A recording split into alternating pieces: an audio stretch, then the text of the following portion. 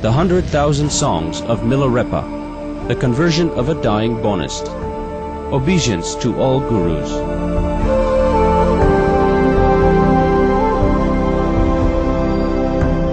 Early one morning on the 8th day of a lunar month, when Jetsun Milarepa was meditating at Draja Dorje-son and observing silence, a number of dakinis or tantric deities, dressed as earthly ladies, came to him and prophesied.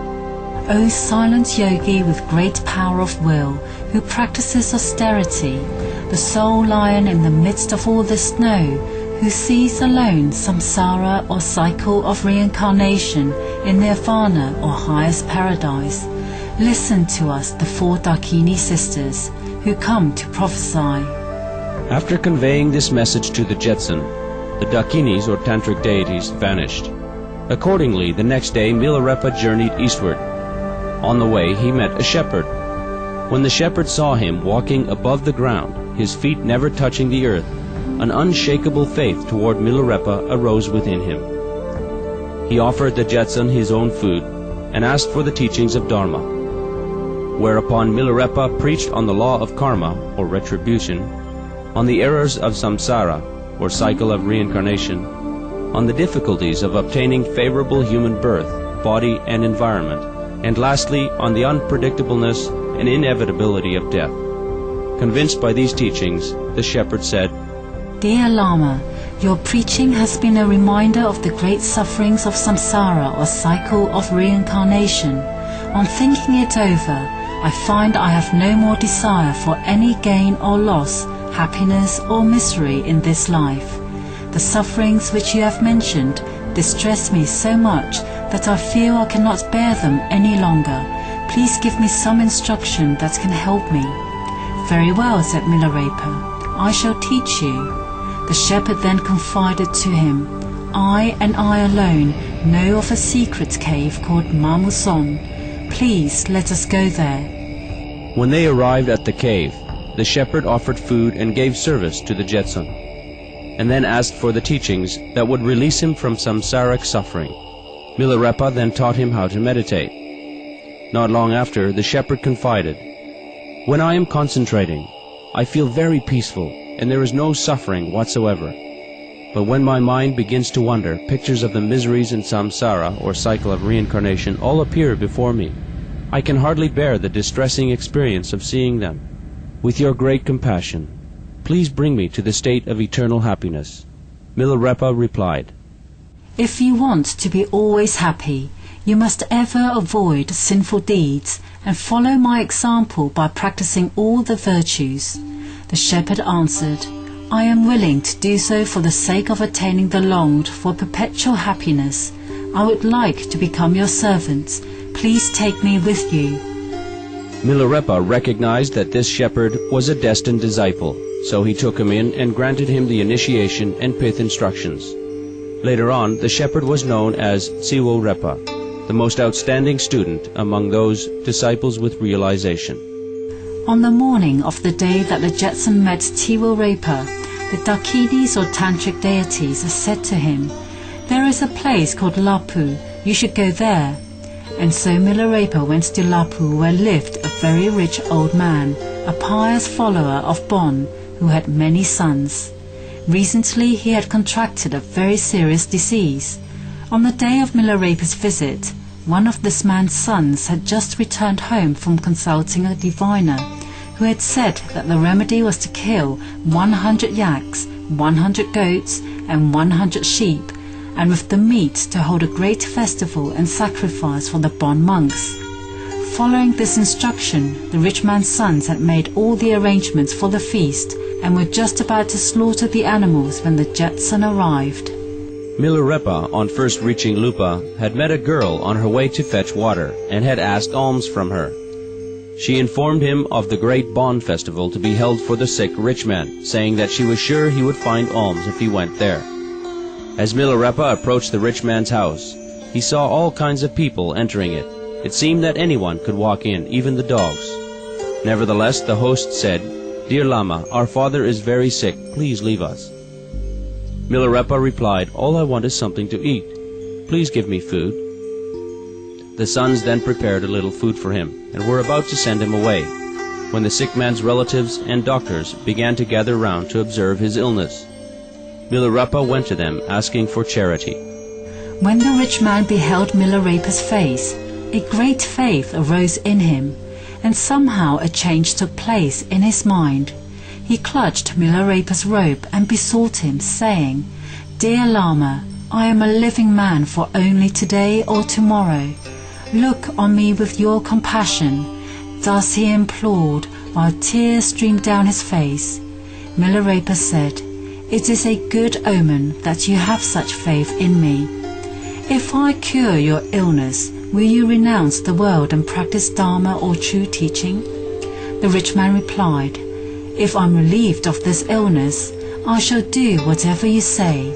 Not only will I practice Dharma or true teaching, but I will also cause my sons to become Buddhists."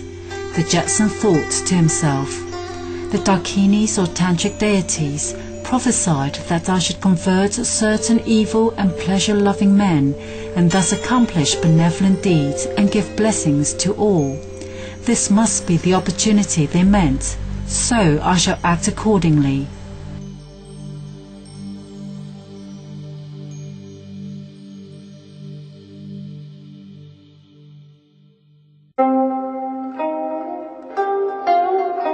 Whereupon he said to the rich man, "You may slaughter all the yaks and goats you wish, but that will not cure your illness. In fact, it will only make your situation worse. Rather, you should set all those cattle free. On the other hand, I know a method that will definitely cure you. But first, what religion do you profess?" The sick man answered, "Well, I do not disbelieve Buddhism. I have always loved and placed my faith in Bon." "In that case," said Milarepa, "you should now dismiss all these Bon monks and doctors. I will perform a Bon ceremony for you, which will certainly help your recovery." To which the eldest son of the rich man added, "I propose that both the Bon monks and this Lama perform their ceremonies together. Cannot this be done?" "Your suggestion is apt," the Jetson replied, "but there are already too many doctors and too many hocus-pocus here. All this does not help. It would be better to dismiss them all." The sick man supported him, adding, "We should do what the Lama says." Accordingly, both the ritualists and the physicians were dismissed. Learning of this, the people began to murmur, "Are not the ceremony makers and doctors capable? Surely this foreign yogi can neither diagnose nor help. The sick man will probably die soon." After voicing such thoughts, they became all the more worried and distressed. The sick man asked Milarepa, "What animal, then, should we slaughter for an offering?" The Jetson said, "In the performance of my ceremony, no sacrifice is necessary. I have a Bon prayer of my own. Listen attentively." Thereupon Milarepa, chanting a Bon melody after the Bon manner, sang for the sick man. The parable of the 22 family members. So yon yon yon yon yon yon ngo. In the beginning of time arose a manifestation. At that moment, as the first of all happenings, the outer objects appeared as something with attributes. The assembling of elements, the aggregations, formed the great city, the three realms of samsara or cycle of reincarnation. The inner mind which discerns was comprehended as one with qualities. In the illuminating void awareness, thereby sprang up a myriad ideas and perceptions. This is the source of all karma or retribution, and klesas or sources of suffering. All dwellings in this distressed world are illusory, for they are built upon forms of delusion. Because of clinging to the God and Father image, one fashions his active mind as the ego. Because of clinging to the Mother and Goddess image, one's mind pursues a myriad things. When the Mother and Father united, then were born the 12 Nidana sons, or the general 12 successive stages that characterize samsaric becomings, and the 8 consciousness daughters. These brothers and sisters with their parents totaled 22. From the arising of this family came the 480,000 klesas, or sources of sufferings, and the 360 distractions. Thus arose the 80,000 evils and hindrances, and the 404 inner families. This is the first chapter of my song, the chapter of the members of the family. All the 22 members are beset with illness. They are wrapped in the sickness of a blinded mind, and they suffer from a myriad afflictions. Fever inflames their upper parts.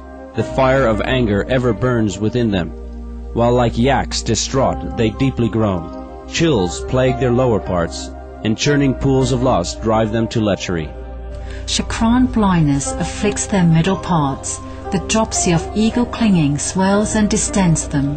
Troubled are they by subprana sickness, and choked by swollen pride. Diseased in the heart, they denounce others while they praise themselves. They make their bed among the 5 poisonous desires. Surrendering their minds to the nonsense of this and that, they lose all appetite for being virtuous. For the waters of sin they thirst, and vomit virtue's medicine. To the 10 directions they spit the saliva of worthless talk. They take the 8 worldly claims for clothing. Relatives of the 10 evils surround their beds. Minds clouded, they wander in the realms of distraction, longing for food and wealth. Dark and hopeless are these diseases. This is the second chapter of my song, the chapter describing sicknesses. For diseases such as these, what is the cure? Bon will help, and divination too. Thus I, the yogi, will divine for you.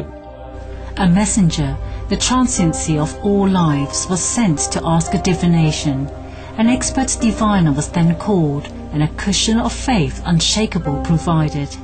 The beverage of trust was mixed, and a barley heap for augury arranged in veneration of the Dharma or true teaching. The question, the inquiry into the profound teaching of Dharma or true teaching, was presented to the soothsayer. The augur, a proficient guru, charts a horoscope of the 4 elements.